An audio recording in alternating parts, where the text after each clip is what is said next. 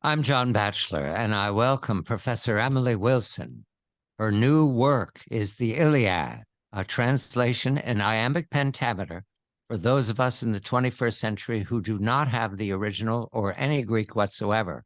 It's a pleasure to welcome the professor and to thank her for how she has worked so diligently, not only to present in English all the depths of Greek language with the nuance, but also to make it easy to read on the page and to hear it read by the extremely talented and gifted Audrey MacDonald in the audible.com version. I recommend having the book in front of you as you listen to the reading. Not only will all the pronunciations come through, but the music, the beat, helps a deal to understand the comedy and the tragedy. Professor, congratulations.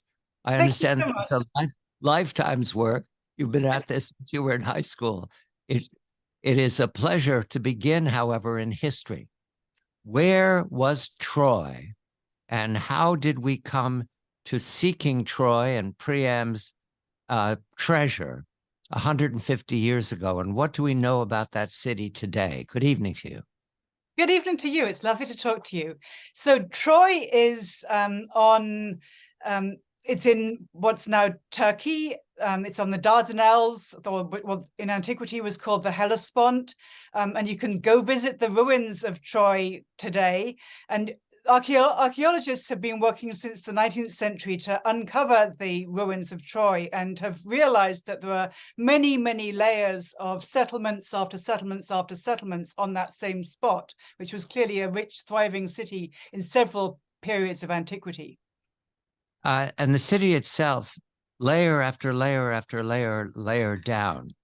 And sometimes I would get lost about how many layers down you go, what time period we're looking for. The Iliad is make-believe. It's a work of invention. Mm-hmm. So Schliemann, for example, the great German archaeologist, did he believe the Iliad was based on fact? Was he looking for what in biblical studies is known as Heilsgeschichte, a way of understanding the lesson of history? Did he think he'd found the real Priam home? Yes, Schliemann famously said after he discovered a grave containing various gold funerary masks, "I have looked into the face of Agamemnon," because he theorized that these funerary possessions were the remains from Homer's Troy. In fact, they're several centuries too early to be from the same period as the Iliad, because of course this settlement, as we said, was built over and over and over again. And of course also the Iliad and the Odyssey are poems rather than historical documents. They're not claiming to provide you with, here are all the footnotes that show my historical research. They're poetic imaginings of a partly historical and partly mythical world.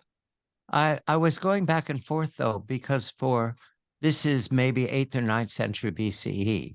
Probably 7th. I mean, it's probably the actual composition of the poems is probably a little later. Like 7th is probably maybe a good guess. All those hundreds of years between then and Schliemann's search in the 19th century, was the opinion that it was history, similar to looking for the historical Jesus? Did they go and search in their minds? I understand it was translated into English, 17th century when they brought it back. But the Iliad is based on it. Did they believe the original was an historical document for all those centuries? I mean, that's a good question. To what degree did the Greeks actually believe in their myths? To what degree was the encounter between Achilles and the goddess Athena seen as, is that a historical event?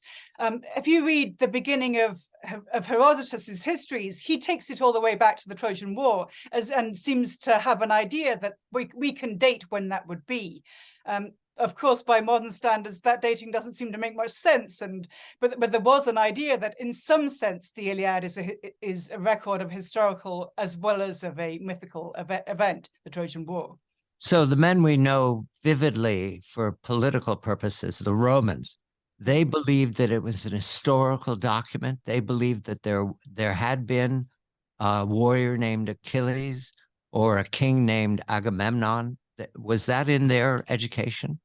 I mean, it was certainly in their education. I'm not sure how much we should be saying. I mean, it makes them sound like idiots if we say they thought every line of this was absolute fact. They believed in these poems as documents and books of fantastic poetry which can teach you things. And certainly the Romans in politics as well as in literary spheres and as well as orators thought the Iliad gives you a model for how to think about government, how to think about how can powerful men get along together or fail to get along together, and how can you provide strategy speeches which either fail to persuade or do persuade.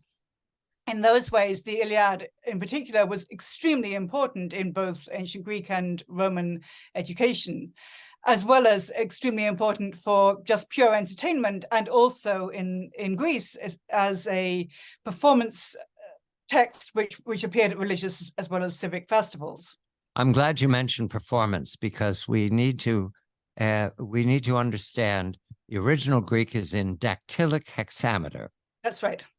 Which is a form of scanning that doesn't rhyme, as I understand it. Yes, no ancient Greek or Roman poetry rhymes. It has a quantitative meter, which is in a way like a musical rhythm. So the first line of the Iliad is "Menina edethea peleia do Achilleos." So it has this unit of la la la, which goes all the way through. It's hexameter, so there are 6 of those units through each line. And it has that rhythm all the way through, and it was presumably very often chanted with musical accompaniment. And you've taken an extra 150 years to render this in iambic pentameter. Why did you make that choice, Professor? I felt that the only real equivalent in English poetic traditions to dactylic hexameter, which was the usual meter for narrative verse in archaic Greece, within the Anglophone tradition, we don't have a tradition of writing in dactylic hexameter. Instead, we have several centuries of poets writing in English, composing in iambic pentameter. And I played around with, could I make some version of hexameter work in English? And I tried that many, many times, and I felt it didn't work. I felt it just felt flat in a way that the original doesn't feel flat. The original invites reading out loud and was in antiquity mostly experienced orally. So I wanted to have the English reader have some equivalent experience of this feels rhythmical, this invites you to read out loud, you can hear a beat when you're listening to it. Oh, no, and I experimented not only listening to Audrey MacDonald, but also I experimented reading it to myself. And it has that magical rhythm of Shakespeare. That's purposeful, right? Because absolutely, yes. That's what we're comfortable with. It's what we're comfortable with. And it's also, I mean, Aeschylus, the great Athenian tragedian, famously said all of his work was slices from the great banquet of Homer. So Athenian drama was all of those dramatists, Aeschylus, Sophocles, Euripides, they were always looking back to Homer. There were proto-dramatic qualities already in the Iliad, where you have these very clearly characterized figures who are both larger than life and deeply human, and they all speak in different ways and perform in different ways, in very much the same way that you get in Shakespearean tragedy and comedy. I'm speaking with Professor Emily Wilson. Her new work is the Iliad. This is an English translation read by Audrey MacDonald, if you have the Audible, which I recommend simultaneously with reading it on the page. Who was Homer, Professor? What do we know?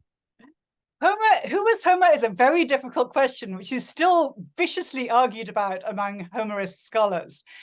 What we know is that for many centuries after the collapse of so-called Mycenaean civilization, there was no writing or literacy in the Greek-speaking world.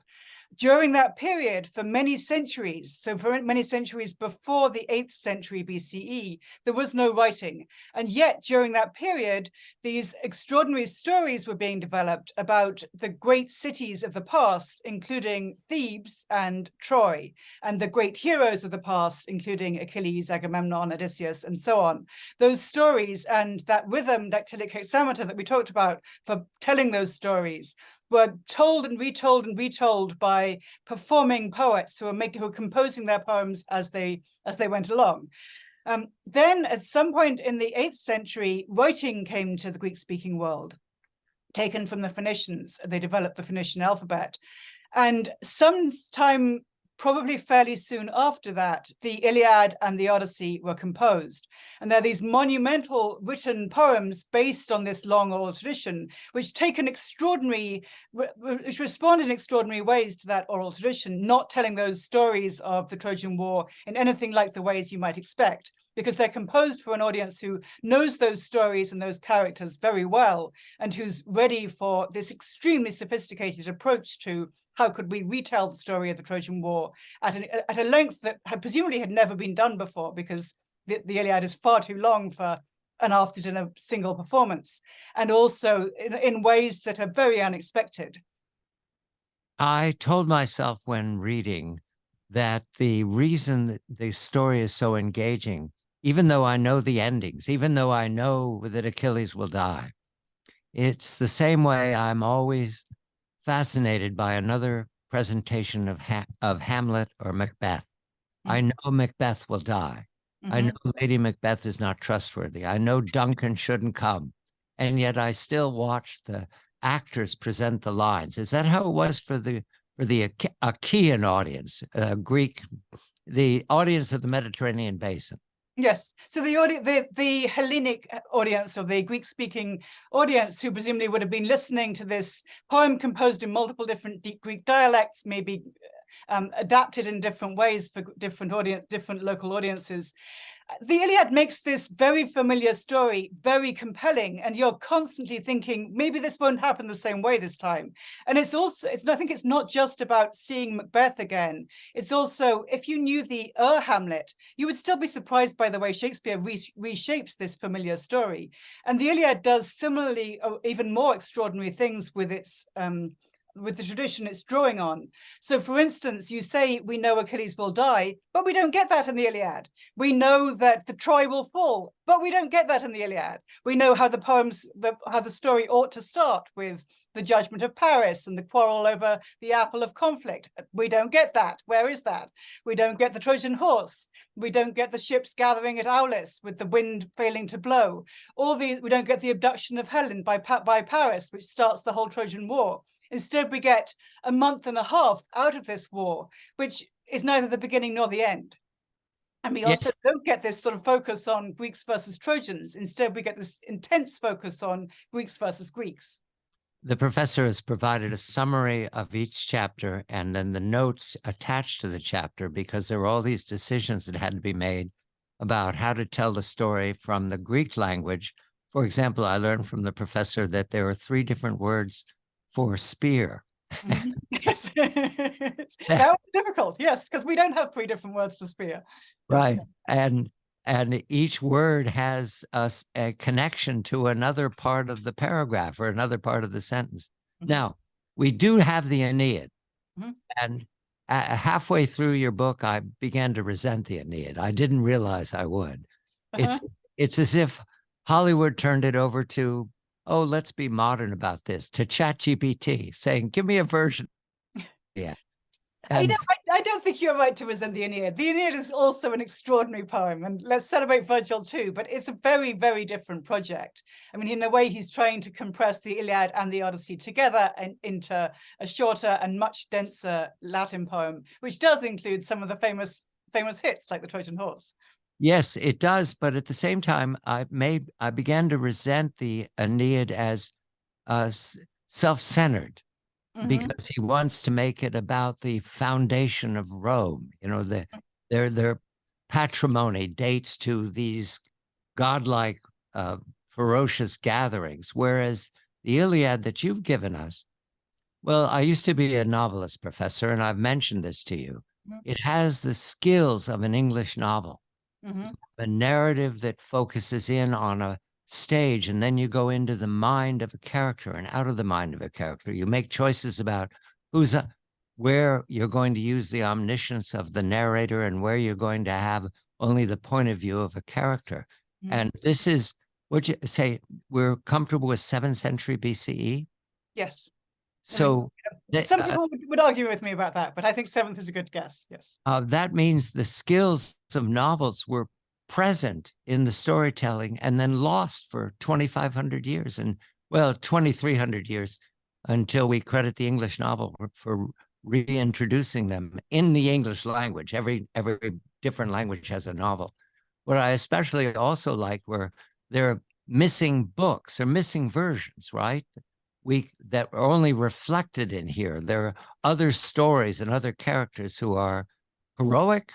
Do we believe that there are heroes here that have other fates?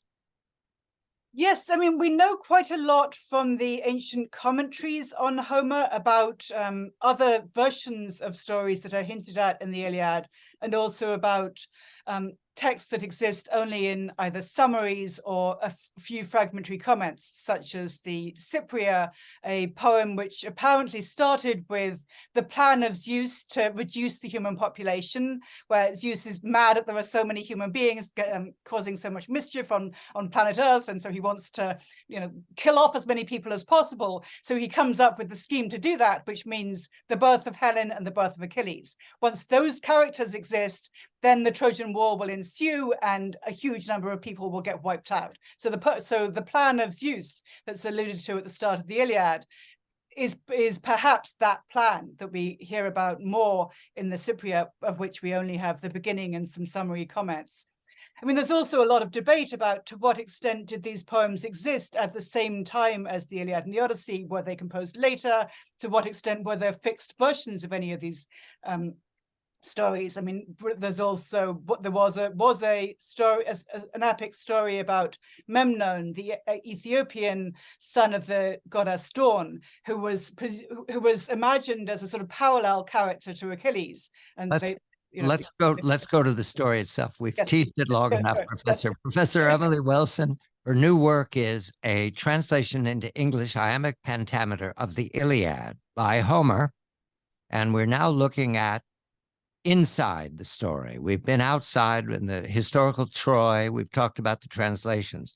Inside are characters that are vivid once you understand their relationships. I said this is like a novel. And Professor, because I think like a novelist sometimes, I've paired these characters for us to go through the dramatis persona.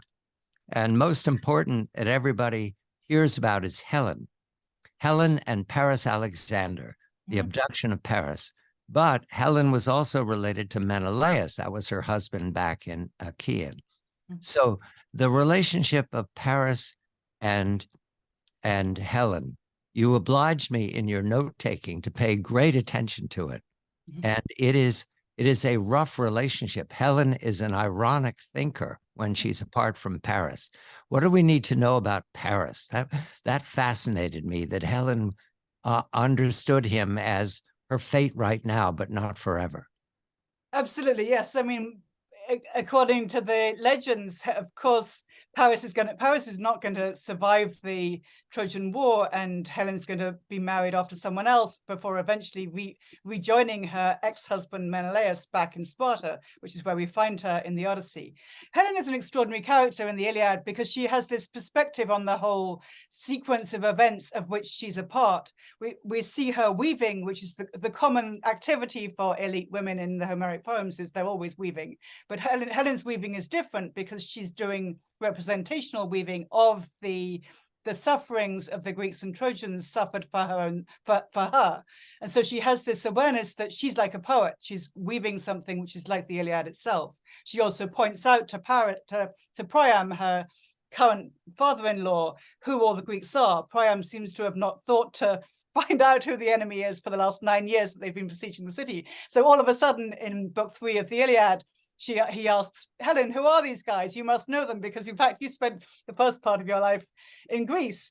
And so she explains them all. She has these storyteller qualities. But she also has, she's depicted as having no desire to go back to bed with Paris. And we also have this sequence where Paris is set up to fight a duel with Menelaus. So the two husbands of Paris are going to duke it out, and maybe that'll be a way to curtail this long war, which neither side really wants to continue because it's very bloody.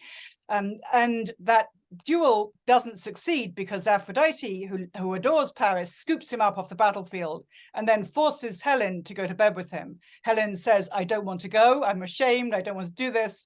And the goddess leads the way. It's one of those resonant the mortal has very limited power compared to the immortal.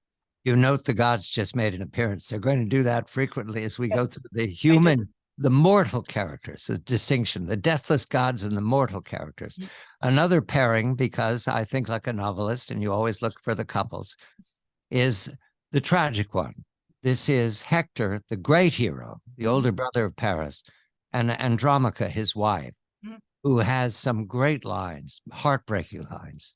Absolutely. That's a wonderful couple, and there were some wonderful scenes between them. I mean, you could have paired Hector and Paris as well, because of course they also have these exchanges where Hector bitterly says, Paris, you should step it up. Don't just be looking pretty all the time, because Hector is the most dutiful of the Trojan warriors. He's both extremely pious and very much wants to fulfill the obligations of his society.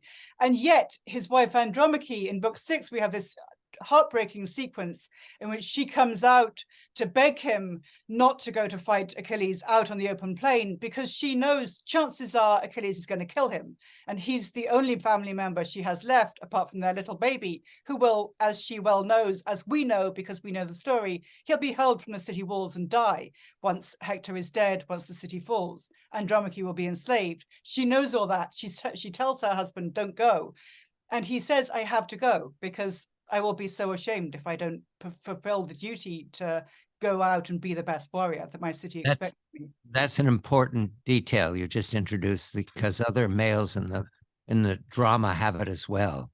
He believes that he's compelled to put himself at extreme risk. Otherwise, his life is not going to be what it was before. He'll be ashamed of himself permanently.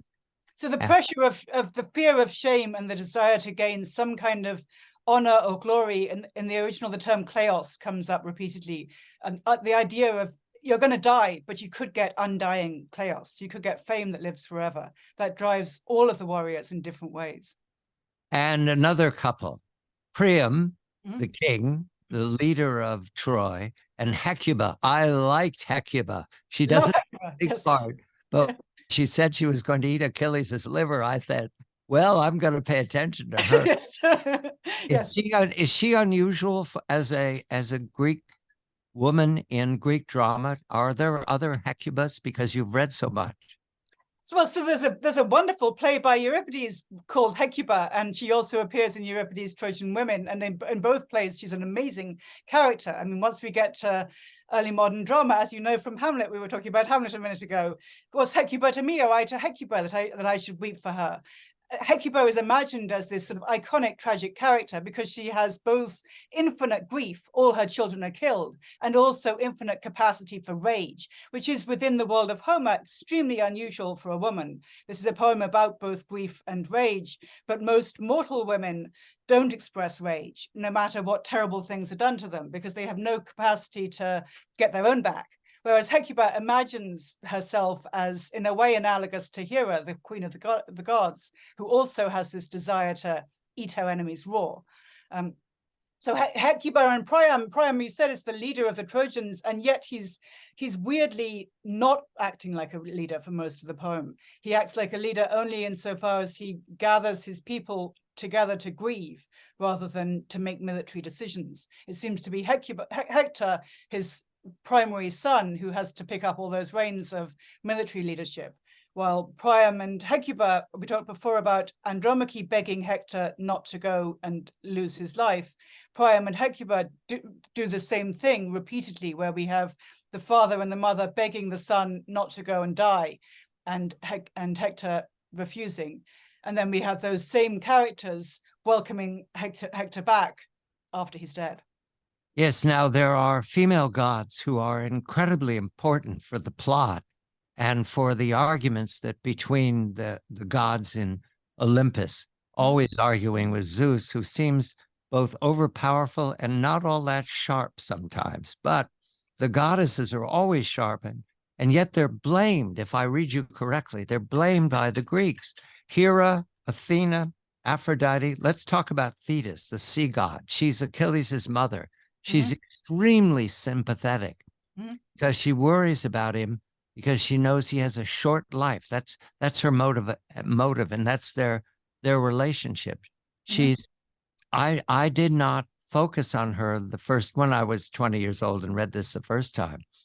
Thetis, is she a character we find in Greek drama, the extremely sympathetic goddess? I think Thetis is an amazing character in the Iliad. Of course, we don't have most of Greek drama, so it's hard to know. I mean, in extant Greek drama, we don't have a play that focuses on Thetis.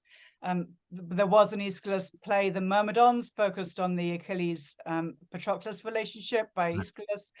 And, you know, maybe she was a character in that, but since we only have a few lines from it, we can't tell. I mean, I think it's important to realize that the whole plot of the Iliad is framed around the prayer of Thetis.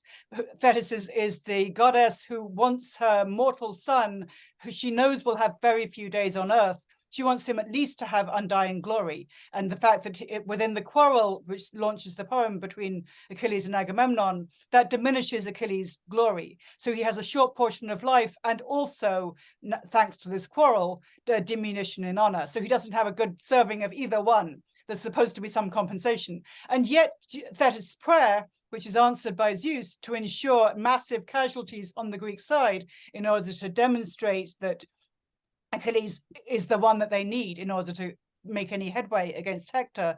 That prayer is answered, but it actually doesn't do Achilles any good. It results in horror for him and the increased shortening of his already very short life. And Hera, if there is a protagonist in this story that you identify with, it's Hera. She's the wife of Zeus, but regards Zeus as thick-headed and somebody who can be fooled. And she's always bargaining with him, although at one point he threatens her and she backs off. It reminded me of The Honeymooners with Jackie Gleason when he would say to Alice, "To the moon, Alice, to the moon, Alice," and Alice would back away. Now, is Hera meant to be comical? Is that a comedy character in Greek drama?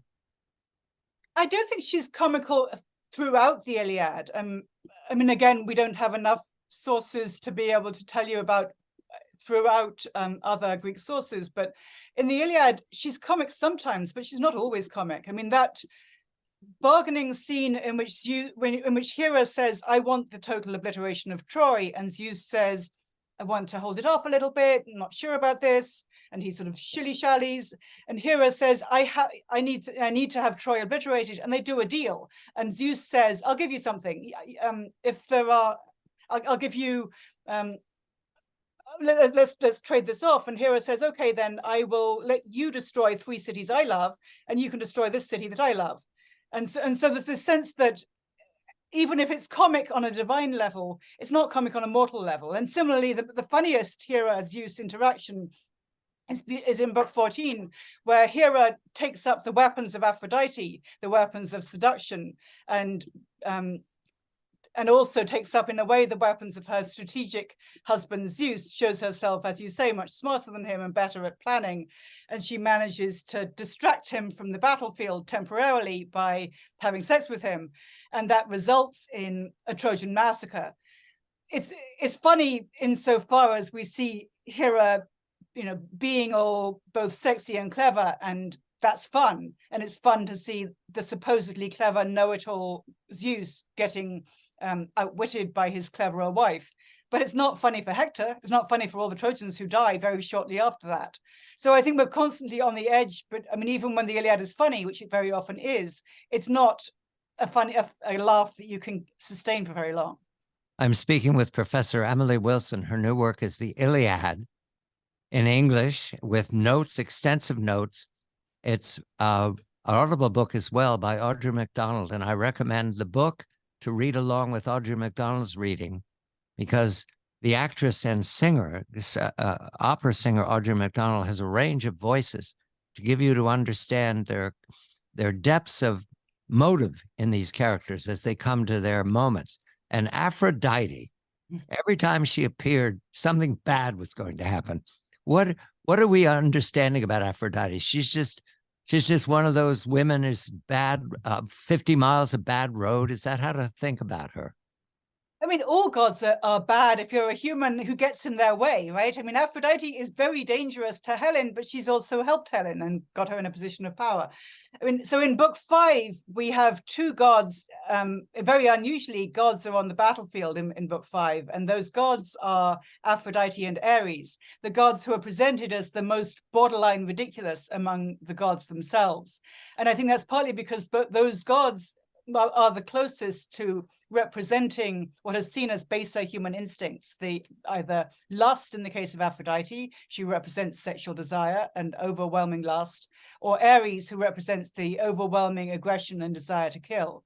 And in a way, both of them are presented as potentially ridiculous because both of them get wounded and then go crying to their mom and dad back in Olympus in a way that seems, in a certain sense, pathetic, because mortal characters deal with their wounds much more heroically than either Aphrodite or Ares do. And yet we also are shown that these are deities who have their own spheres of influence, and there's no way you should disrespect Aphrodite. I mean, Hector and Paris have an argument in which Paris says, I think in a quite reasonable way, everyone's given different gifts by the gods. If you're given gifts by the gods, he's being given sexiness by Aphrodite. You don't get to throw that away. We were talking about pairs before, and while the Trojan side has these couples and these goddesses who pay attention to them, either to destroy Troy or to preserve Troy, on the Greek side, the couple is Achilles and Patroclus. Mm-hmm. Patroclus is older, I believe. He's brought to this is Achilles, son of Peleus. That's your doing. Every time I think of Achilles' name now, I say son of Peleus. Yes, you always got to give the patronymics. Yes. That's part of the way the world of the Iliad works, is that everyone is always connected to someone. I know. I feel like I'm shortchanging him when I just say Achilles. Okay, yes. Achilles, son of Peleus. Say swift-footed Achilles then, or something. Yes, give him an epithet.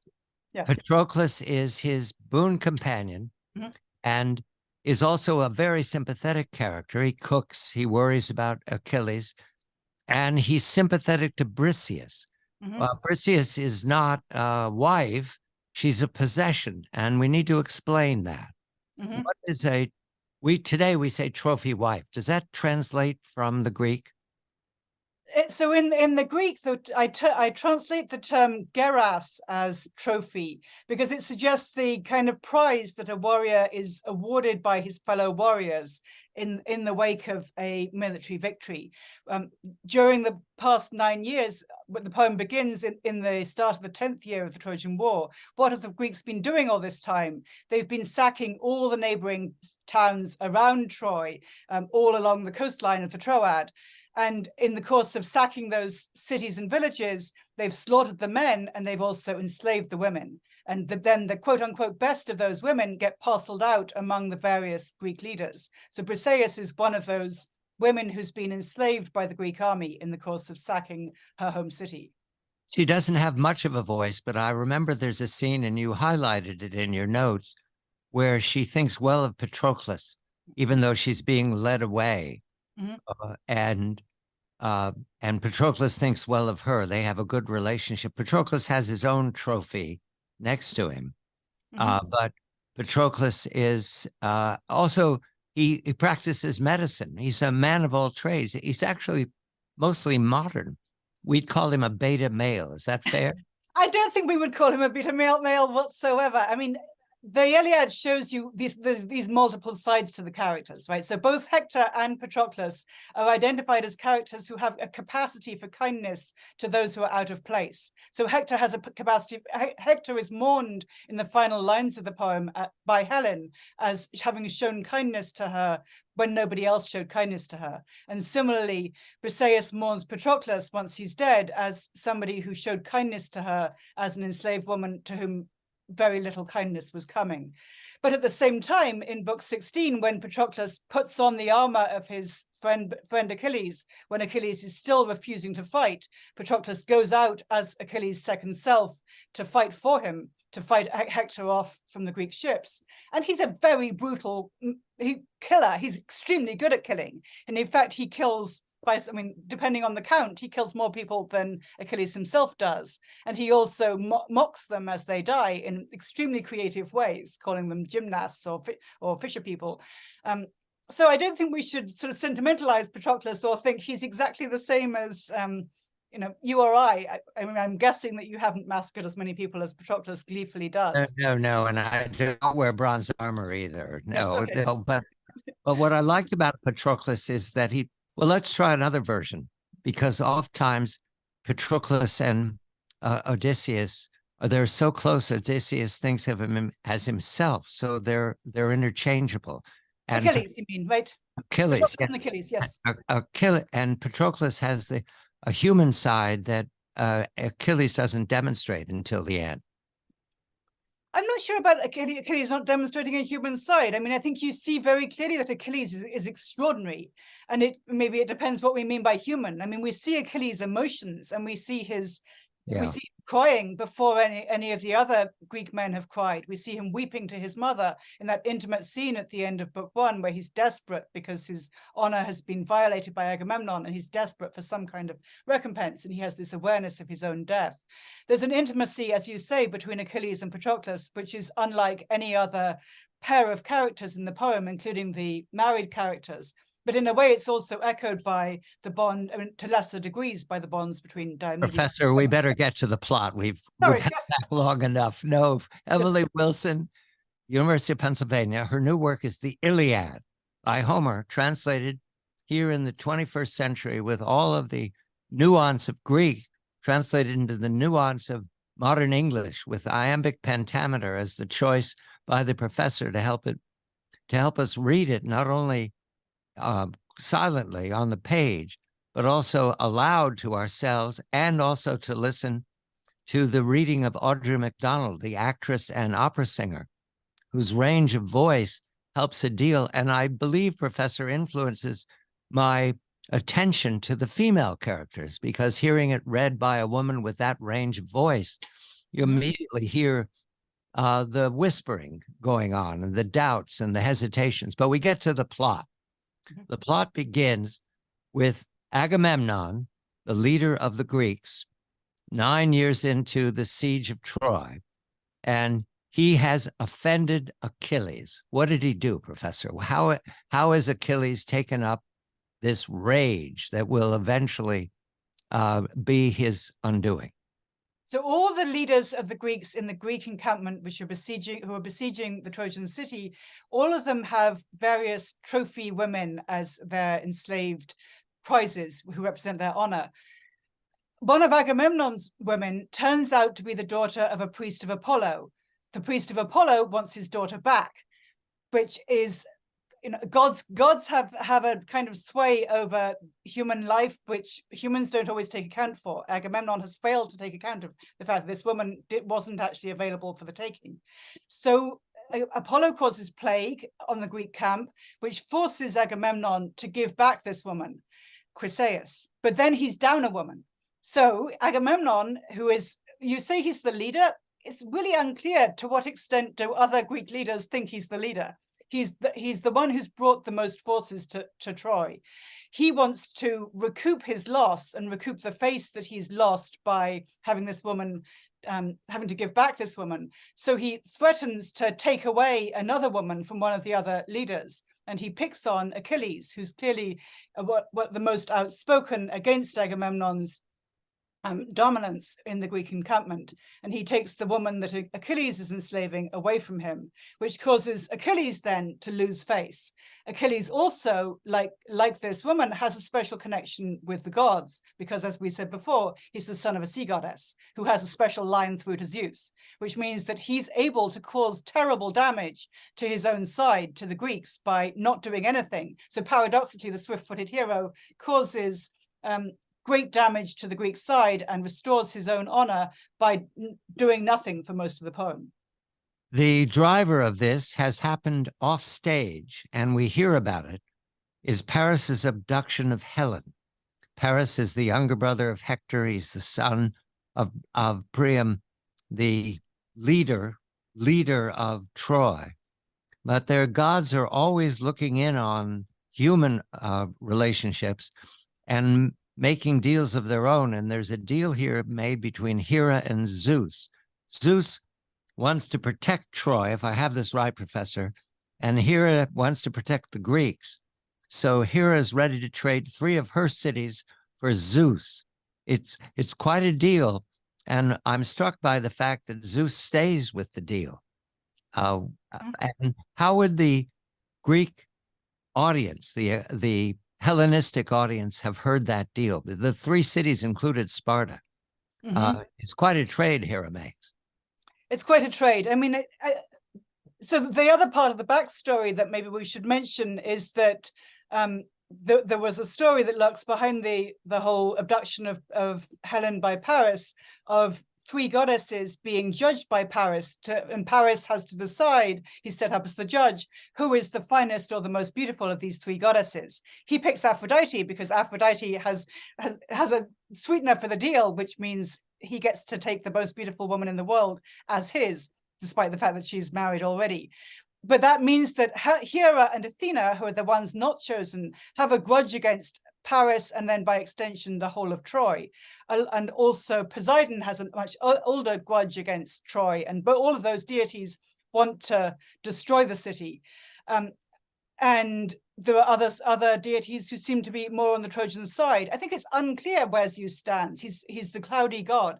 And the question that you asked of how would the Greeks have seen this, I think there would have been an awareness, even in the 7th or 6th centuries, that there were earlier stages of where cities had been built and then destroyed again, and then built, then rebuilt. So cities, including Mycenae, which is one of those cities, used to be a flourishing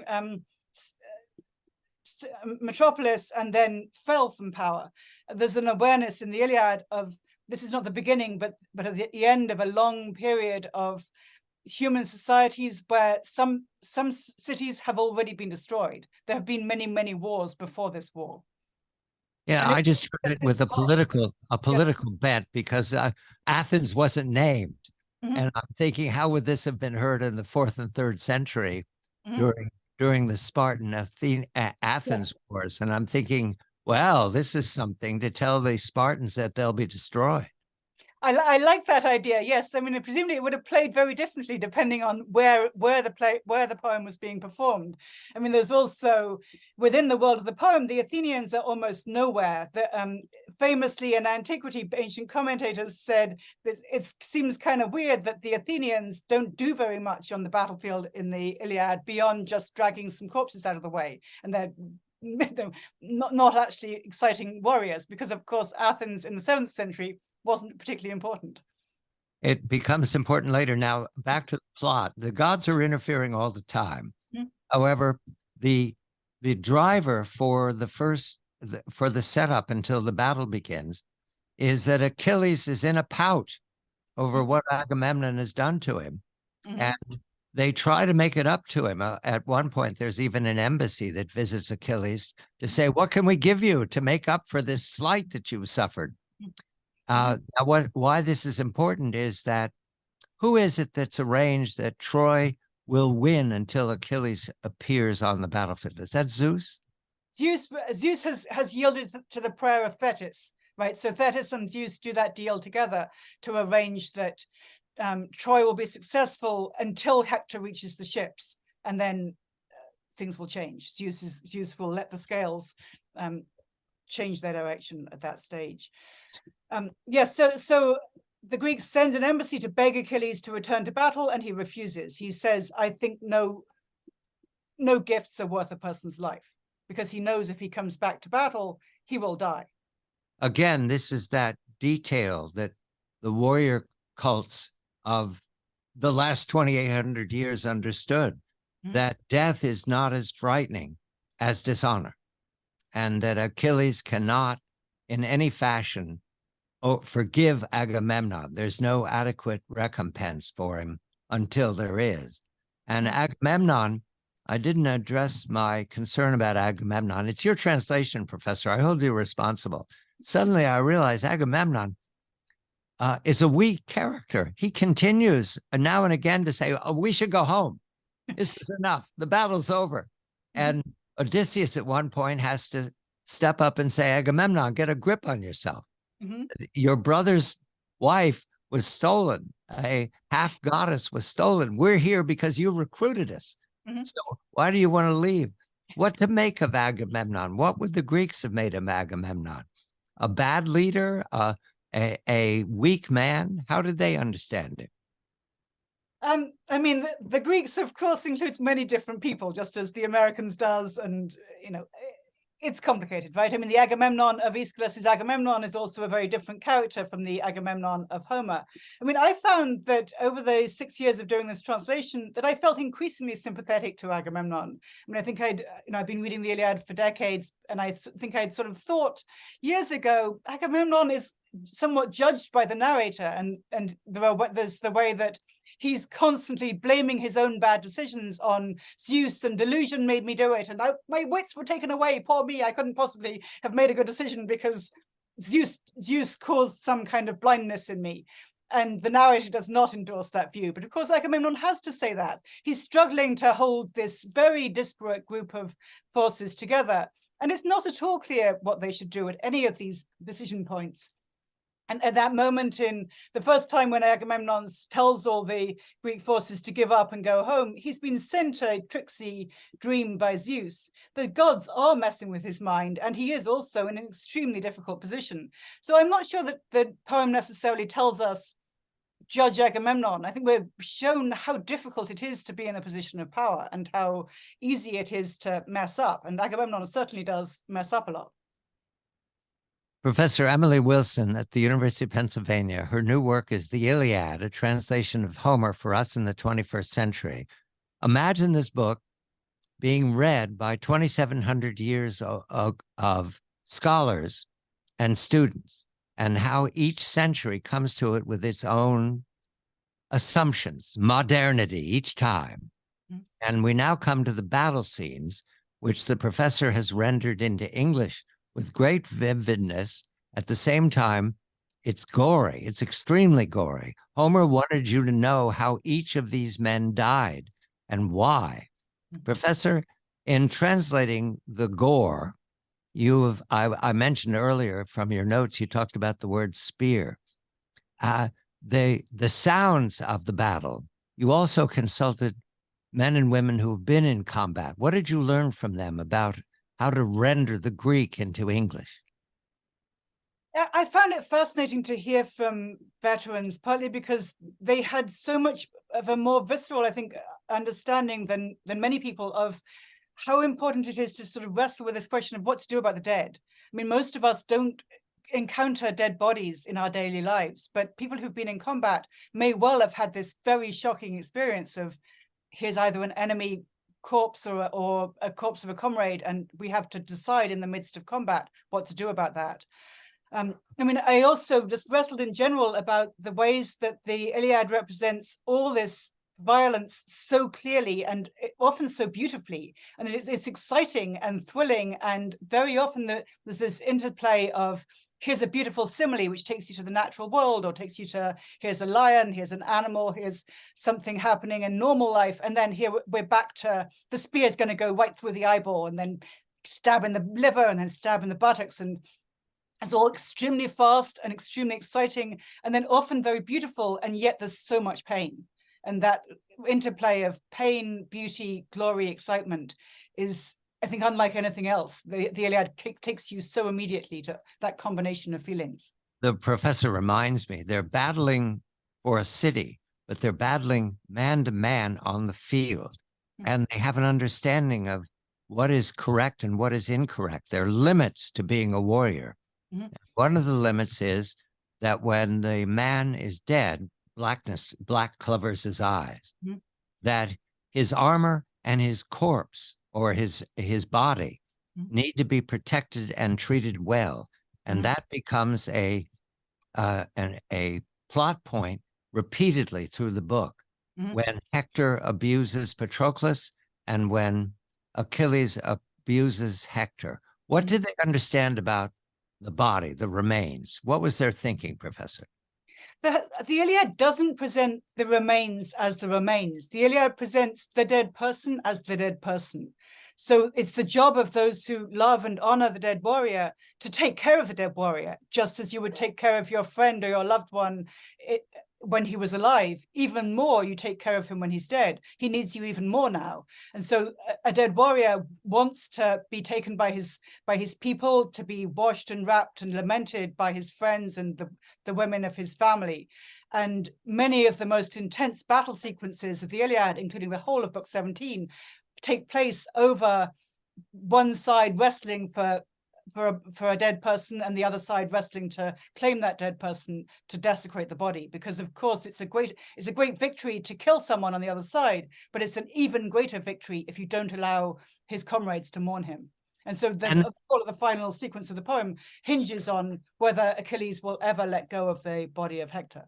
And the taking of the armor, what did that mean to them? Was that an act of victory? Was that showing that you didn't fear them? Why did you want the armor? Well, it's partly just a sort of economic thing where you get something very valuable, especially if the armor is made of precious metal. But it's also a symbol of, it's again a symbol of victory. In book 10, when Odysseus and Diomedes slaughter the Trojan spy, they hang up his cap as an offering to Athena, because Athena, goddess of war and strategy, has helped them. It's a symbol of something more than just the single stabbing. If you can also take the body and the armor, you've shown that you're totally dominant over this fallen enemy. The gods are participating in this battle at the same time, so we're racing back and forth from Olympus to the battlefield and back, and then the gods can appear in disguise. They can appear as an old woman. They can appear as a colleague on the battlefield. And they have opinions as well. I was surprised again and again about how the gods can be wounded and it changes their ability. They're deathless, but they bleed. Is that how to understand them? The Greeks thought gods bleed? Well, we get that interesting passage in book 5 where the poet tells us that they quote unquote bleed. What comes out of divine veins is not actually blood, because of course they're not mortal and blood is associated with mortality. So they have something called ichor, which is running through their bodies. Their bodies are in many ways like human bodies, but they're also completely different. And the gods enter into the battle, and now we have to introduce someone who's pro-Greek. That would be Poseidon. And Hera and Poseidon they work together. Poseidon is the brother of Zeus, and he's taken another approach to his life, to his immortal life. But he and Hera have a working relationship that works for the Greeks very nicely.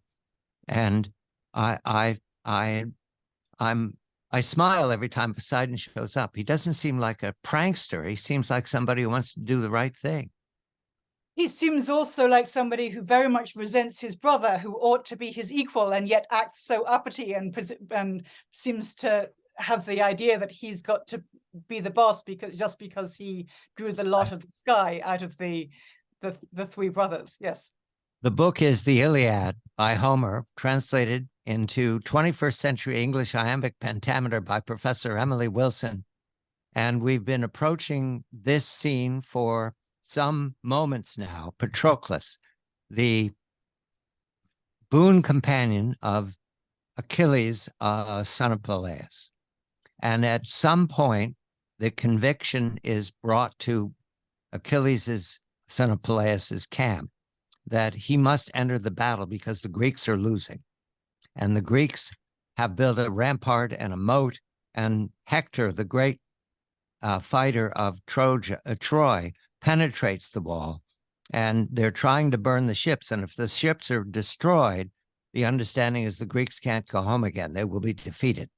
So Achilles is persuaded that while he will not enter the battlefield, Patroclus has had planted in his mind earlier in the drama that he can wear, thank you, that he can wear Achilles' armor and fool people. They'll think he is Achilles, Professor. Is that the idea? Yes, at least initially the Trojans will think Achilles has come back to battle, and the concept is that will frighten them enough that they'll be routed and start turning back towards Troy, and at least the fleet won't be burnt, and there might still be a chance for the Greeks to have a nostos, a homecoming. Achilles warns him. What does he tell him? he says, drive Hector from the ships, but then turn around. Don't push on right to the city, because that's not a good idea for you to do that by yourself without me. Turn around, come back to our hut. Don't keep pushing on, driving Hector back to Troy.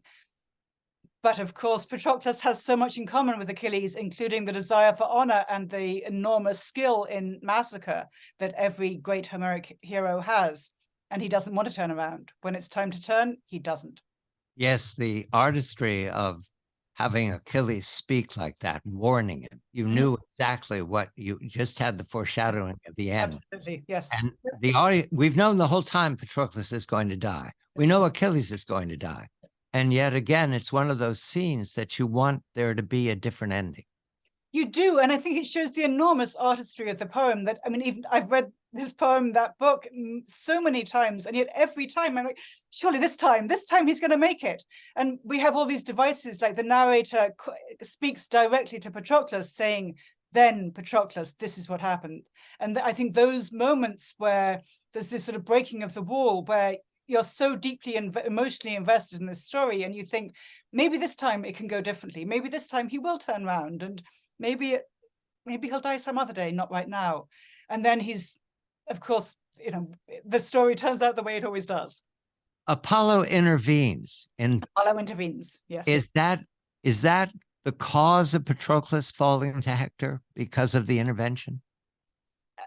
As with so many of these divine interventions, there's so much ambiguity about, because there's a double causation, right? It's both the fact that Apollo unclips his helmet and he's sort of stripped of this quasi-magical armor. In some of the legends that the Iliad itself doesn't tell us explicitly this armor was magical. When Patroclus was wearing it, he couldn't die. But the narrative seems to imply when he's wearing the armor of Achilles, it would be perhaps impossible for him to be killed. But Apollo reaches in and strips him, and then he can be killed. Now, there's some moments here that are just high Hollywood drama. The immortal horses weeping. Yes. And Achilles being told that Patroclus is dead. His sobbing, his weeping. His mother comes to him. You know that Achilles is going to strap on his guns to go out there and shoot down the whole town. You know it's coming. It's the cowboy payoff. Yes. But first, his wife his mother Thetis is going to take care of him, and she goes to a character I don't know if I ever knew about him, because he's so vivid. Hephaestus, is that how you say it? Hephaestus? Hephaestus, yes. Hephaestus, yes. Yes, he's a wonderful divine character. I mean, you talked about your favorite gods, but I think Hephaestus should be on your list of favorite gods in the Iliad. He's the one who intervenes in his parents' abusive marriage, and he's also the tech god. He's the one who creates all the amazing metalwork, armor, all the weapons, and he's the god of fire and volcanoes. So of course he's good with blacksmith work. So Thetis goes to the faraway workshop of Hephaestus and asks him to make magical armor to replace the armor that Hector has stripped from Patroclus. So Hector doesn't manage to drag away the body of Patroclus, but he strips his armor. We talked before about the importance of triumphing over your enemy by taking his armor from him. So that means Achilles can't go back to battle until he has a replacement set of armor. So he gets this armor built by this divine armor with an amazing shield, which it seems like it represents the whole world. So he's coming back to battle with this sense of, this is what the whole world is about, this moment of Achilles rejoining the battlefield. What I liked about Hephaestus is that he's got bent legs. So we're to understand in some fashion, though he's the son of Zeus, he's disabled. Disabled, yes. But he's worked around it. You use the word robot in explaining it. It's quite wonderful to consider. I thought of him as in the James Bond dramas. There was a Q who would always show James Bond some absolutely, yes, souped-up version of a car that he has to take to the battlefield. All right, Achilles now puts on the armor, and he is now going to enter the field. Before the armor's ready, he goes out and shows himself, and they're so frightened they run away. Yes, even his voice seems to scare them. So he barely needs the weapons, and yet he has all the weapons. But Achilles is a killing machine. He's terrifying, and we've had many massacre sequences at this point in the poem. By the time Achilles finally comes back to battle, we've had so many sequences of amazing slaughter, and yet it's called in Greek an aristeia, the moment when a warrior shows that he's the best warrior on the battlefield by creatively, virtuosically slaughtering one man after another. When Achilles comes back, it's still extraordinary. He goes far beyond what any other warrior has done, both in terms of violating human norms, like killing people who are unarmed, who are begging for mercy, killing people who are suppliants, and also by clogging up the river. And the river, of course, in the world of Homer, is a god. The river rises up and says, stop clogging me up with corpses. I'm trying to run with clear water, and you've clogged up my waters with blood, with corpses. And yet even then, Achilles doesn't want to stop. Achilles, son of Peleus, is searching the battlefield for Hector to avenge Patroclus. And Apollo protects Hector somewhat. What is he? That's the mist that he put. No, it's not a mist. How does he protect him? I don't remember. He creates a false image of another Trojan whom Achilles starts pursuing and thinks he's pursuing the final Trojan, but in fact he's pursuing the god. And then all the Trojans have time to flee into the city walls, except for Hector, who refuses to lock himself up inside the city. And so he remains outside the city walls to confront Achilles alone. So then they're the only ones left outside the city walls is Achilles wearing the divine armor, and Hector, who doesn't have divine armor and who thinks he might have protection from the gods, but maybe not. No, I know we're not giving away the plot. The plot is extremely well known for 2,700 years. Everybody's going to die. And I want to just because we're coming to the final drama, in the video game, this is when you consult the biggest boss of all at the end. Okay. What at this point do they understand is death? What is death to a warrior? Where does he go? What happens to him?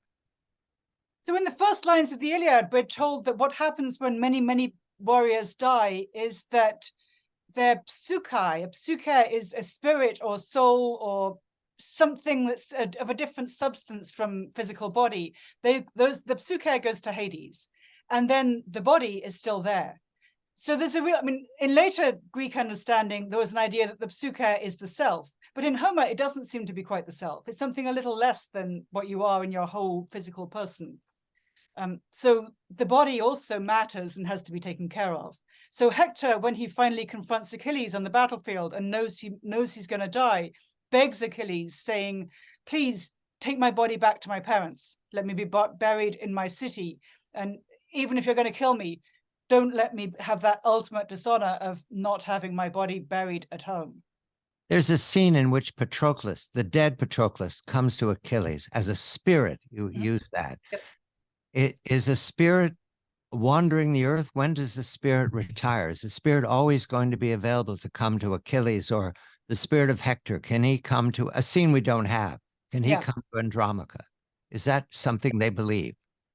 That sequence where the spirit of the dead Patroclus comes to Achilles when he's been staying up late, drinking and crying and missing his friend, it seems to suggest that without the proper funeral rites, the spirit, the psyche can't cross over the Styx and can't get into at least in later mythology, there's an idea of the Elysian fields, the better part of the realm of Hades, where dead warriors who have glory can stay forever, performing their sports and things they like doing in life. So Patroclus' spirit is wandering because he hasn't had a funeral and he hasn't had the proper rites of mourning. The battle between Achilles and Hector doesn't last very long, and Achilles wins. Now, at this point, the correct thing to do was to allow the Trojans to come out and reclaim the body. Andromache sees that her husband has been killed. She has her child. She knows that she's going to be enslaved. The child will die. All of this is implicit in the language. And yet we still have horror ahead of us because Achilles is not enough to best Hector. Mm-hmm. He wants to what, turn him into something for the dogs and the birds? Is that what he wants to do? Yes, there's the threat of making your human enemy into dog food or bird food, dehumanizing completely. And he also wants to keep punishing him forever. I mean, there's an idea of the vengeance is not enough, just killing isn't enough. He wants to, in a way, keep on torturing him and humiliating him in the eyes of his family and the people who loved him forever. He ties him by his ankles behind his chariot and drags him in front of the city so his people can see how humiliated he is. He's naked, he's covered in dust and blood and gore, and then he drags him round and round and round the tomb of the dead Patroclus. And it seems as if he could do that forever. He refuses to eat, he refuses to stop doing it. The book is Iliad, Homer, and the translation is Professor Emily Wilson of the University of Pennsylvania, read by Audrey MacDonald. It's a joy to speak of these matters, even though everybody knows the ending. The ending has some surprises to me, because Achilles, having lost Patroclus, insists upon a funeral pyre, and there's violence in the funeral pyre. The 12 young men, boys, that Achilles is taken captive, he destroys on the funeral pyre, along with dogs, everything he throws in to the funeral pyre for Patroclus. But then it would appear that Achilles is accepting death on its own. I can't tell. Professor, forgive me. I started reading this psychologically, and I know I shouldn't do that, but it's too tempting. What is Achilles coming to terms with when he goes from the funeral pyre to the funeral games? I think he's coming to terms with the possibility that you can't be an ultimate winner. I mean, there were always going to be winners and losers, and that, in fact, in some way, all mortals are losers. Even somebody who's the son of a goddess, as he is himself, he still lost terrible things. He's lost both honor to Agamemnon, which I think by this point in the poem starts to seem relatively trivial, but he's also lost the dearest person he ever had, the person who was his family, his dearest friend, with whom he spent the last 10 years or most of his life. He's lost him, and yet he also then has to somehow go on. And I think there's a sort of gradual process towards figuring out how can he go on after those terrible losses. And one stage in that, as you say, is both the funeral, so rituals of shared lamentation, shared expressions of grief, are a kind of solution to must you grieve forever? If you can grieve together, maybe it doesn't have to last forever. And then also the sports, which throughout the Iliad, we've seen how the competitiveness of men who all want to be the best, and what happens if one man wins and one man loses. Earlier in the poem, that's always been the answer to that is death. If there's a quarrel, it ends in death. Whereas in the funeral games, for the first time, we see all these different, very competitive, very skillful men playing together. Some of them win, but there are prizes for everyone, and nobody kills each other over losing a sporting event. And so it provides a different model for how can competition coexist and without the society destroying itself. There are suggestive moments in the funeral games. The one that I immediately, again, because I'm reading as a modern in the 21st century, when he gives the prize to Agamemnon without, spear throwing, without making him contest. Doesn't even have to do anything, yes. But what is that meant to convey? What are we supposed to make of this? He's forgiving Agamemnon. He's becoming blood brothers with him. Why did he do that? I mean, I think you can, like so many moments in Homer, you can read it several different ways. I mean, you could read it that maybe this shows Achilles' graciousness and maturity, that he's able to respond to this man with whom he's been so absolutely furious for so long, and graciously give him something, and give him something without him even having to earn it. But you could also read it as a kind of sick burn, right? That he's saying, I don't think you could actually do anything, but let's just pretend that, let me just let you do what you always do anyway, which is get stuff without earning it. And I like that. The way that Agamemnon works. I like that version of participation medal. We don't actually. Okay, yes, you showed up. You didn't do anything whatsoever, and that's what you keep doing. You show up and take other people's stuff. Okay. Now, the close of this, there's no horse, there's no victory, there's no Odysseus sneaking in to steal the goddess Athena's statue. None of that happens. Instead, we have the voices of three women. And it is, again, it's so modern to have the women who are going to be enslaved and destroyed. They're going to see their lives, except for Helen, commenting at the end. How do you read that, Professor? Why did the poet or the poets end with the women's voices?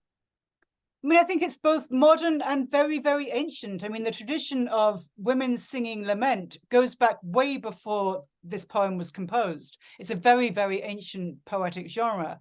And the Iliad interweaves the type of poetry that's about celebrating mythical warriors' achievements with this different kind of poetry of women lamenting the dead. I mean, I said before that one of the big things women do is weave clothes for men, but the other big thing that women do in Homer is grieve for the dead. The ones who are left at the end of a war after the men have killed each other are these women. As you say, most of them will be enslaved, and those who won't, like Helen, have this ambiguous future ahead of them. The poem ends not with a ceasefire, but with a humanitarian pause, where Achilles has granted 12 days for the Trojans to hold a funeral for Hector, tamer of horses.